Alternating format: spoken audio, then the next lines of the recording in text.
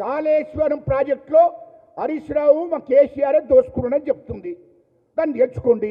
రాష్ట్ర ప్రజలను మోసం చేసింది, ఉద్యమకాలను మోసం చేసింది మా కేసీఆర్, హరీష్ రావు, కేటీఆర్ అని చెప్తుంది. అది తేల్చుకోండి. సంతోష్ రావు కూడా దోసుకున్నాడని చెప్తుంది.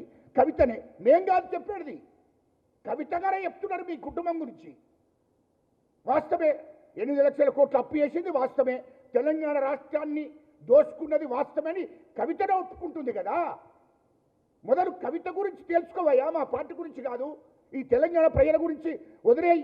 తెలంగాణ ప్రజల గురించి కాంగ్రెస్ పార్టీ, కాంగ్రెస్ ప్రభుత్వము, మా ముఖ్యమంత్రి గారు చూసుకుంటాడు. మొదలు మీ ఆస్తి పంపకాలు. ఇప్పుడు కవిత గారు బయటకు వచ్చింది ఎందుకు? మీరు ఆస్తులు పంపకాల కాడ గొడవ జరిగింది. కేసీఆర్ 3 లక్షల కోట్ల ఆస్తి సంపాదించాడు.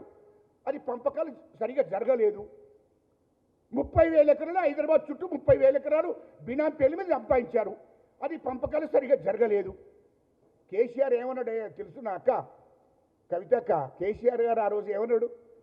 మీరు నాకు పదవులు వద్దు, తెలంగాణ రాష్ట్రం అత్తే చాలు, నేను కావలి కుక్కలాగా ఉంటా, లేకుంటే తల నరుక్కున్నాడా అమ్మ కేసీఆర్?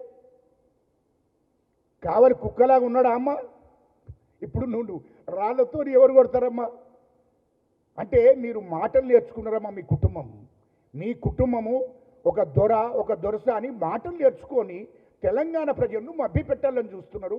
అది సాధ్యం కాదు. తెలంగాణ ప్రజలకు అన్ని విషయాలు తెలుసు.